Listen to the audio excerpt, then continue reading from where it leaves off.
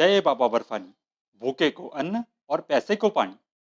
नमस्कार दोस्तों, आपको श्री अमरनाथ की पवित्र यात्रा के लिए जाना है और अमरनाथ यात्रा पर जाने के लिए किस प्रकार से तैयारी करनी चाहिए इसके बारे में आज हम बात करते हैं। इस यात्रा की तैयारी या प्लानिंग बहुत ही अच्छी तरीके से क्यों करनी चाहिए यह हम पहले जान लेते हैं। श्री अमरनाथ यात्रा दुनिया के कठिनतम यात्राओं में से एक है। इस यात्रा की कठिनता वहाँ के भौगोलिक परिस्थितियों के कारण है। हमें हिमालय की ऊंची ऊंची बर्फीली पहाड़ियों के बीच 3 से 4 दिन चलना, चढ़ना, उतरना और रहना है। इन बर्फीली पहाड़ियों की ऊंचाई लगभग 13,000 से 14,000 फुट है। अति दुर्गम पहाड़ियों के कारण यहाँ के रास्तों पर चलना भी बहुत कठिन होता है। श्री अमरनाथ श्राइन बोर्ड यात्रियों के लिए बहुत ही सारी सुविधाओं का इंतजाम करता है, लेकिन ऐसे टफ टेरेन में अधिक ऊंचाई के कारण संसाधनों की कमी होना स्वाभाविक है। यात्रा के दौरान रहने के लिए आपको कच्चे या पक्के घर नहीं मिलेंगे। आपको कपड़ों के टेंट में रहना होगा। बर्फीली पहाड़ियों के कारण ठंड ज्यादा होगी। कभी कभी यहाँ का तापमान रात को 5 डिग्री तक नीचे आता है। वहाँ का वातावरण कभी भी 10-15 मिनटों में बदलता है और वहाँ कभी भी तेज बारिश आती है। ज्यादा ऊंचाई के कारण आप में से कुछ लोगों को ऑक्सीजन की कमी भी महसूस हो सकती है। ज्यादा चढ़ाई के कारण लगभग सभी यात्रियों को थकावट महसूस होती है।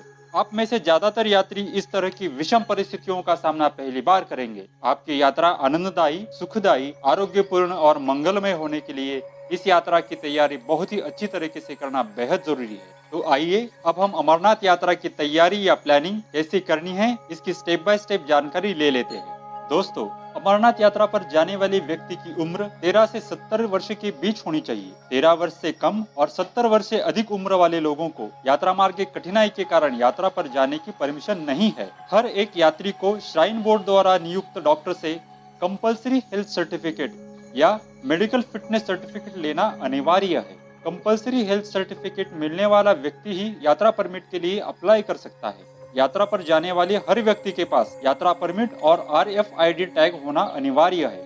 यात्रा की पूरी तैयारी श्री अमरनाथ श्राइन बोर्ड करता है। यात्रा की पूरी जानकारी के लिए आप श्राइन बोर्ड की वेबसाइट www.श्रीअमरनाथजीश्राइन.com का ही इस्तेमाल करें ताकि आपको सही और पूरी जानकारी प्राप्त हो सके। श्री अमरनाथ श्राइन बोर्ड लगभग अप्रैल मई महीने में यात्रा तिथियों की घोषणा करता है। अमरनाथ यात्रा जून एंड जुलाई और अगस्त के महीने में लगभग 45 दिनों तक 45 डेज तक चलती है। श्रावण माह में आरंभ होकर यह रक्षाबंधन तक चलती है।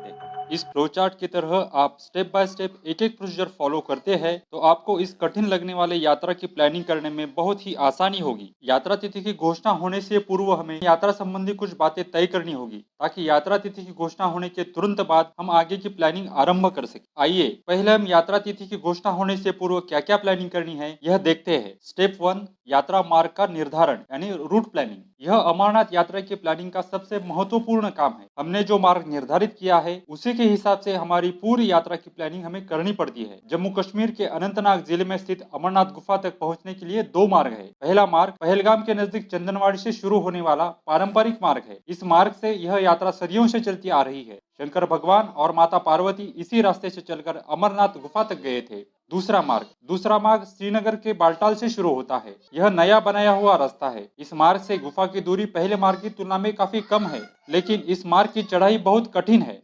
जम्मू से पहलगाम चंदनवाड़ की दूरी लगभग 255 किलोमीटर है। जम्मू से बाल्टाल 3 से 40 किलोमीटर दूर है। श्रीनगर से पहलगाम और चंदनवाड़ी 105 किलोमीटर और श्रीनगर से बाल्टाल 93 किलोमीटर दूर है। अमरनाथ गुफा तक जाने के लिए 2 एंट्री पॉइंट होने के कारण यात्री 4 तरह से अपना रूट प्लान कर सकते हैं। यहाँ यात्रा के लिए पहले 2 रूट ज्यादा लोकप्रिय है। लगभग 98% यात्री इन्हीं 2 में से एक रूट को अपनाते हैं। रूट नंबर 1, चंदनवाड़ी से यात्रा शुरू करके शेषनाग पंचतरणी करते हुए पवित्र अमरनाथ गुफा के दर्शन करना और वापस बाल्टाल से वापसी करना। यह सबसे लोकप्रिय और सबसे अधिक यात्रियों द्वारा अपनाया जाने वाला रूट है। चंदनवाड़ी से गुफा तक 32 किलोमीटर और गुफा से बाल्टाल तक वापस 15 किलोमीटर तक, यानी कि टोटल 47 किलोमीटर का यह रूट है। इस रूट पर पैदल 3 से 4 दिन और घोड़े पर 3 दिन में हम हमारी यात्रा पूरी कर सकते हैं। रूट नंबर 2, बाल्टाल से अमरनाथ गुफा तक और वापस बाल्टाल तक। इस रूट से जाने आने में लगभग 30 किलोमीटर का अंतर होता है और यह दूरी यात्री पैदल 1 से 2 दिन में और घोड़े से 1 दिन में भी पूरी कर सकते हैं। अन्य दूसरे 2 रूट इतने लोकप्रिय नहीं है। रूट नंबर 3 बालटाल से शुरू करके अमरनाथ गुफा तक और वापस पंचतरणी शेषनाग होते हुए चंदनवाड़ी तक। रूट नंबर 4 चंदनवाड़ी से शुरू करके शेषनाग पंचतरणी और गुफा के दर्शन करना और वापस उसी रास्ते से पंचतरणी शेषनाग करते हुए चंदनवाड़ी तक वापस आना।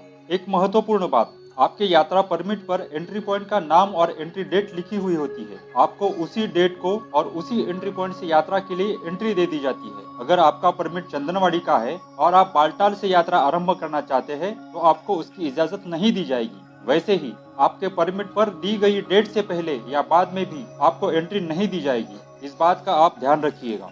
अब सबसे महत्वपूर्ण सवाल, कौन सा रूट अपनाना चाहिए? आपके पास यात्रा करने के लिए ज्यादा दिन का समय है तो आपको रूट नंबर 1 यानी चंदनवाड़ी से शुरू करके गुफा दर्शन और बालटाल से वापसी करनी चाहिए। अगर आपके पास कम समय है तो रूट नंबर 2 से यानी बालटाल से गुफा दर्शन और बालटाल को ही वापसी करनी चाहिए। हमने रूट नंबर 1 से अपनी यात्रा पूरी की। इस रूट से हमें दोनों रास्तों के नज़ारे देखने को मिले।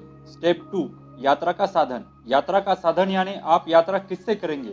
पैदल करेंगे, घोड़े या पालकी से करेंगे या हेलीकॉप्टर से करेंगे, यह तय करना। इस चार्ट को आप ठीक से देखिए। इस चार्ट में मैंने कौन से रूट से कौन से साधन से यात्रा करने में कितने दिन लगते हैं वह डिटेल में दिया है। हेलीकॉप्टर से हम यात्रा 2 जगह से शुरू कर सकते हैं, पहलगाम से पंचतरणी और दूसरा बालटाल से पंचतरणी। पंचतरणी में हेलीपैड बना हुआ है। पंचतरणी से गुफा की दूरी लगभग 6 किलोमीटर है। पंचतरणी से गुफा तक और वापस गुफा से पंचतरणी आने में लगभग 12 किलोमीटर का अंतर होता है और यह आपको पैदल घोड़े पालकी से ही पूरा करना पड़ता है। मेरी मानो तो अगर आप पूरी तरह से स्वस्थ है, आप चलने में सक्षम है तो थोड़ा अधिक समय निकालकर यह यात्रा आप पैदल ही पूरी करें। बहुत कम लोगों को यह यात्रा कर पाने का सौभाग्य मिलता है। उनमें से आप खुशनसीब यात्री है जो अमरनाथ यात्रा पर जा रहे हैं। भविष्य का तो किसी को भी पता नहीं, क्या पता शायद यह यात्रा हम दोबारा न कर सके। तो मेरा विश्वास कीजिए, पैदल चलते हुए ही यात्रा कीजिए। यात्रा के दौरान ऐसे ऐसे नजारे आपको देखने को लिए मिलेंगे जिसे आप जिंदगी भर याद रखेंगे। आप आराम से प्रकृति की खूबसूरती का आनंद लेते हुए पैदल ही यात्रा करें। स्टेप नंबर 3 यात्रा को कितने दिन लगेंगे? अमरनाथ यात्रा पूर्ण करने में कितने दिन का समय लगता है यह बहुत सारी बातों पर निर्भर करता है। जैसे आपके शहर से जम्मू या श्रीनगर जाने में लगने वाला समय। जम्मू से पहलगाम या बालटाल जाने के लिए लगभग 1 दिन लगता है। पहलगाम या बालटाल से गुफा दर्शन और वापसी के लिए आप जिस साधन का उपयोग करेंगे उसके हिसाब से लगने वाला समय। बालटाल से वापस जम्मू आने के लिए 1 दिन का समय लगता है। आप 1 दिन रिजर्व डे या एक्स्ट्रा डे के तौर पर रखिएगा। अगर यात्रा के दौरान आप कहाँ पे फंस जाते हैं तो रिजर्व डे के कारण, एक्स्ट्रा डे के कारण आपके यात्रा की प्लानिंग में कोई गड़बड़ी नहीं होगी। बहुत सारे लोग अमरनाथ यात्रा के साथ साथ अन्य पर्यटन स्थल देखना भी पसंद करते हैं। उन स्थलों को देखने के लिए या घूमने के लिए लगने वाला समय आप आपके प्लानिंग में जोड़ ले। सामान्य तौर पर अमरनाथ यात्रा पूरी करने हेतु 10 से 12 दिनों का समय लगता है। आपको आपके रिजर्वेशन करने हेतु यात्रा के दिन निर्धारण करना महत्वपूर्ण है। अगर आप यात्रा के दिनों का ठीक से अंदाजा नहीं लगा सके तो आपको बहुत सारी कठिनाइयों का सामना करना पड़ सकता है। श्री अमरनाथ जी श्राइन बोर्ड अप्रैल माह महीने में श्री अमरनाथ यात्रा तिथि की घोषणा करता है। यात्रा तिथि की घोषणा के साथ यात्रा की अगली महत्वपूर्ण तैयारियों को जितना जल्दी हो सके आपको पूरा करना है। Step number 4 compulsory health certificate निकालना। अमरनाथ यात्रा पर जाने वाले हर यात्री को यात्रा परमिट लेना अनिवार्य है और यात्रा परमिट प्राप्त करने के लिए यात्री को कंपल्सरी हेल्थ सर्टिफिकेट लेना आवश्यक है।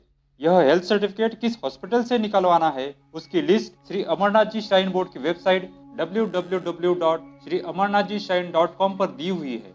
कंपल्सरी हेल्थ सर्टिफिकेट निकालने के बारे में और यात्रा परमिट प्राप्त करने की पूरी प्रोसेस एक अलग वीडियो में डिटेल में हमने एक्सप्लेन की हुई है। आप उस वीडियो को जरूर देखिए। स्टेप नंबर 5 यात्रा परमिट निकालना। कंपल्सरी हेल्थ सर्टिफिकेट मिलने के तुरंत बाद आपको यात्रा परमिट के लिए अप्लाई करना है। याद रखें, जितना जल्दी हो सके उतना जल्दी आपको यात्रा परमिट निकालना है, क्योंकि हर चेक पोस्ट से हर दिन लिमिटेड यात्रियों को प्रवेश दिया जाता है और पूरे भारतवर्ष से यात्री यात्रा परमिट के लिए आवेदन करते हैं। इसलिए आपको जिस डेट का और जिस रूट का परमिट चाहिए वह प्राप्त करने हेतु जितने जल्द हो सके उतने जल्द आपको यात्रा परमिट निकलवाना है। यात्रा परमिट ऑनलाइन श्राइन बोर्ड की वेबसाइट से और ऑफलाइन बैंक में जाकर निकाल सकते हैं। आप यात्रा परमिट और उसको लगने वाले डॉक्यूमेंट्स आदि प्रोसीजर का डिटेल वीडियो इस लिंक पर जाकर देख सकते हैं। स्टेप नंबर 6 चलने की तैयारी करना, वॉकिंग प्रैक्टिस। अमरनाथ यात्रा में आपकी फिटनेस सबसे महत्वपूर्ण है। आप किसी भी मोड से यात्रा करें, पैदल, घोड़े पालकी से या हेलीकॉप्टर से यात्रा करें, यात्रा के दौरान आपकी हेल्थ अच्छी रहना बेहद महत्वपूर्ण है। इसलिए यात्रा से पूर्व कम से कम 1 महीने आपको हर दिन कम से कम 5 किलोमीटर चलने की प्रैक्टिस करनी ही है। Step number 7, reservations. कौन सी भी यात्रा सुखद होने के लिए यात्रा का योग्य डेट्स का रिजर्वेशन कंफर्म होना अति आवश्यक है। अमरनाथ यात्रा के लिए रिजर्वेशन करने से पहले आपको दो बातें मालूम होना आवश्यक है। नंबर 1, यात्रा परमिट की एंट्री डेट, इससे आप यात्रा को जाने का रिजर्वेशन कर सकते हैं।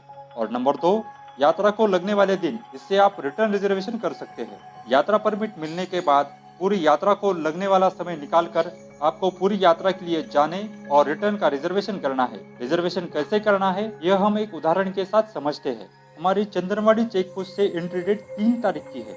हम जम्मू तक ट्रेन से आएंगे।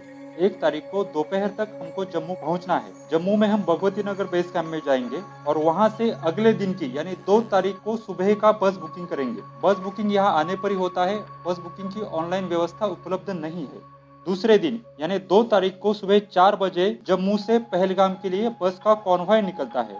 हम कॉन्वॉय के साथ यात्रा करेंगे तो 2 तारीख को पहलगाम हम 5 बजे तक पहुंच जाएंगे। 2 तारीख को हम पहलगाम में ही स्टे करेंगे। 3 तारीख को सुबह 5 बजे हम पहलगाम से चंदनवाड़ी के लिए निकलेंगे। 3 तारीख को चंदनवाड़ी से 3, 4, 5 ये 3 दिन पैदल यात्रा करके अमरनाथ गुफा तक पहुंच जाएंगे और 6 तारीख को वापस बालटाल पहुंच जाएंगे। 6 तारीख का स्टे हम बालटाल में करेंगे। अगले दिन यानी कि 7 तारीख को सुबह हम बालटाल से बस के कॉन्वॉय के साथ जम्मू के लिए निकलेंगे और जम्मू से हमारा रिटर्न टिकट होगा। अगर आप और भी स्थान घूमना चाहते हो तो उसके हिसाब से दिन जोड़ते जाए और रिटर्न का रिजर्वेशन कंफर्म कर ले। Step number 8, packing. साथ में क्या क्या ले जाए। यात्रा सुखद होने के लिए पैकिंग पूरी सावधानी से करना बेहद महत्वपूर्ण है। हम बेहद ही दुर्गम यात्रा पर जा रहे हैं, इसलिए सभी आवश्यक चीजें साथ होनी चाहिए और हमारा बैग भी कम वजन का होना चाहिए, क्योंकि पहाड़ों पर जितना कम वजन साथ में हो उतना ही चढ़ने में आसानी होती है। आप अपने साथ पीठ पर बैठने वाला सिर्फ एक सैक लेकर जाइए और उसके हिसाब से पैकिंग करें। पैकिंग और साथ में क्या क्या ले जाना जरूरी है उसके ऊपर डिटेल में आप मेरा पैकिंग वाला वीडियो जरूर देखें। वीडियो देखने के बाद आपको यात्रा की पैकिंग करने में आसानी होगी। स्टेप नंबर 9, RFID टैग लेना। RFID यानी रेडियो फ्रीक्वेंसी आइडेंटिफिकेशन टैग। यह यात्रियों की लोकेशन डिटेक्ट करने में काम आता है। RFID टैग जम्मू के रेलवे स्टेशन पर ही मिलता है। जम्मू के रेलवे स्टेशन के बाहर श्राइन बोर्ड के काउंटर पर यात्रा परमिट और आधार कार्ड दिखाने पर आपको ये टैग दिया जाता है। यह RFID टैग हर वक्त आपको गले में पहनना है।